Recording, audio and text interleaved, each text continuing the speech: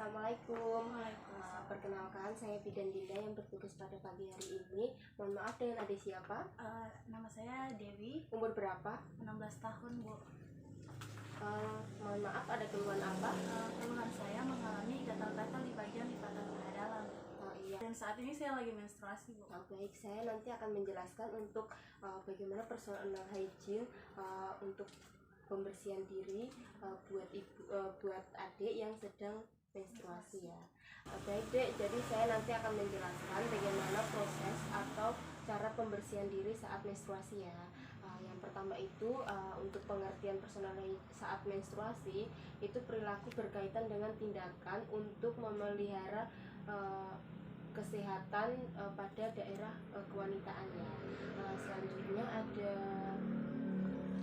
untuk faktor-faktor yang mempengaruhi perilaku personal hygiene itu ada citra tubuh. Nah, untuk penampilan umum seseorang itu dapat menggambarkan pentingnya personal hygiene pada orang tersebut. Selanjutnya ada praktek sosial. Untuk praktek sosial itu ada kelompok-kelompok sosial dapat mempengaruhi perilaku personal hygiene pada anak-anak yang selalu dimanja dalam hal kebersihan diri.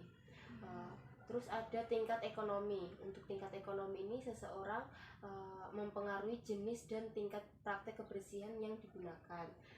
Untuk personal hygiene memerlukan alat dan bahan seperti sabun, pasta gigi, sikat gigi, sampo, dan alat mandi yang memerlukan untuk menyediakannya. Jadi adik bagaimana, sudah tahu apa pengetahuan tentang menstruasi? Belum tahu, Bu. Jadi pengetahuan yang baik akan mempengaruhi perilaku kesehatan karena dengan ketidaktahuan maka perilaku kesehatan tidak diterapkan dengan benar dan akan menimbulkan penyakit pada saluran reproduksi. Selanjutnya adalah budaya kepercayaan. Nah, itu ada seseorang dan nilai pribadi mempengaruhi personal hygiene. Orang yang berbeda mengikuti praktek perawatan diri yang berbeda. Untuk kebiasaan seseorang, setiap orang itu memiliki keinginan dan pilihan tentang kapan untuk maka kemungkinan akan terjadi perubahan dari latar kebudayaannya. Selanjutnya itu ada mandi, bercukur, dan melakukan perawatan rambut. Nah, ada kebiasaan yang menggunakan produk tertentu dalam perawatan diri seperti penggunaan sabun, sampo, dan lain-lain ya Bu. Untuk kondisi fisik itu pada keadaan sakit tertentu kemampuan untuk merawat diri berkurang. Jadi mungkin saat sakit bisa meminta bantuan keluarga atau orang tua dalam membersihkan diri. Selanjutnya untuk indikator dalam personal hygiene saat menstruasi itu ada beberapa indikator, yaitu yang pertama ada perawatan kulit dan wajah. Untuk wajah itu merupakan bagian yang paling sensitif ya bagi seseorang remaja, terutama remaja putri. Masalah jerawat pada remaja terkait dengan penampilan pada kelenjar sebaceous akan meningkat sehingga produksi keringat meningkat seperti keringat yang sangat banyak ya. Nah, setelah itu ada kebersihan rambut. Untuk menjaga kebersihan rambut sangat penting karena pada saat menstruasi kulit kepala lebih berminyak dan berkeringat sehingga akan memudahkan timbulnya ketombe dan mikroorganisme yang lain. Selanjutnya itu ada kebersihan rambut genitalia saat menstruasi. Itu juga sangat diutamakan ya untuk menjaga kebersihannya. Setelah itu ada hindari membersih bulu di daerah kemaluan dengan cara mencabut karena dapat menimbulkan lubang pada bekas bulu kemaluan tersebut dan menjadi jalan masuk bakteri. Jadi jangan dicabut ya. Setelah itu kuman-kuman dan jamur itu akan mudah timbul jika dicabut.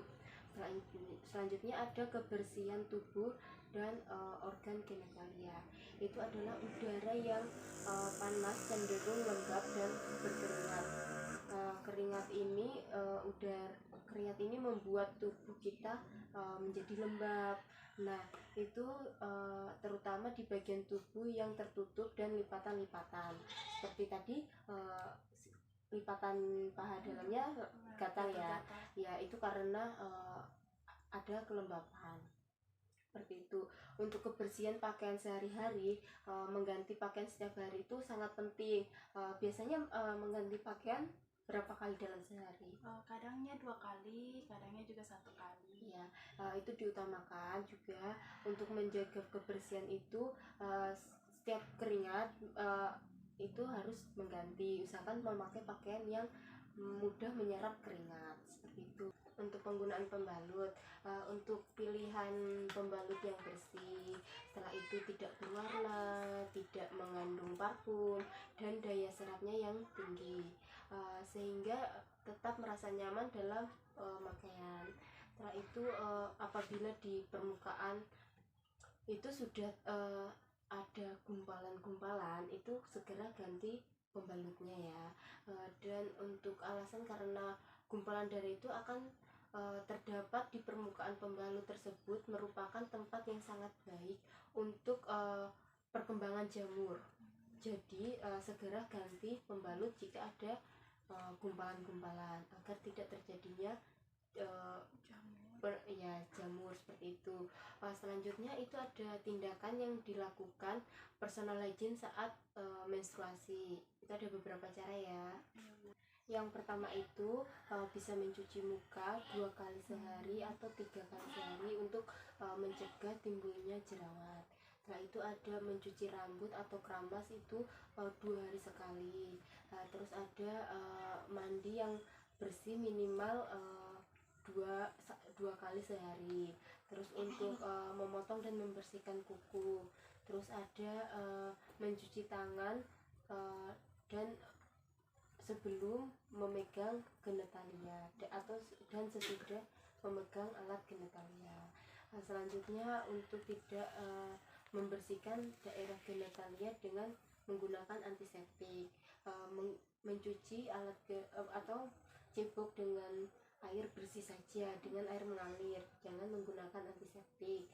Selanjutnya ada tidak menggunakan parfum atau bedak pada alat genitalia. Selanjutnya ada membasuh genitalia dari arah depan ke belakang, seperti itu yang benar ya. Selanjutnya untuk pembalut itu saat menstruasi bisa diganti 4-5 kali dalam sehari. Saat sudah merasa penuh langsung ganti saja ya. Setelah itu mencukur atau menerapkan rambut kelamin atau kemaluan karena bias bisa ditumbuhi jamur dan kutu, seperti itu. Selanjutnya untuk dampak yang sering timbul pada masalah personal hygiene, yaitu ada dampak fisik dan dampak psikologis sosial. Nah, untuk dampak fisik itu akan menimbulkan infeksi pada alat reproduksi seperti kanker leher rahim, keputihan, dan jika tidak segera ditangani akan menyebabkan kemandulan, seperti itu. Nah, sehingga menurunkan kualitas hidup individu yang bersangkutan. Untuk dampak psikososialnya, yaitu masalah-masalah sosial yang berhubungan dengan personal hygiene adalah gangguan kebutuhan, rasa nyaman, terus ada aktualisasi diri, terus ada gangguan interaksi sosial, seperti itu. Jadi dari yang saya jelaskan tadi, apakah ada yang belum dipahami? Saya kira sudah paham, Bu. Sudah paham semua ya, Dek. Jadi itu untuk bagaimana cara adik nanti melakukan perawatan tubuh, untuk mengganti pembalutnya seperti apa, seperti itu sudah paham ya. Sudah paham. Jadi itu saja, semoga bisa bermanfaat bagi adik ya, bisa menjaga tubuhnya lagi. Terima kasih atas kunjungannya. Makasih juga Bu. Assalamualaikum. Waalaikumsalam.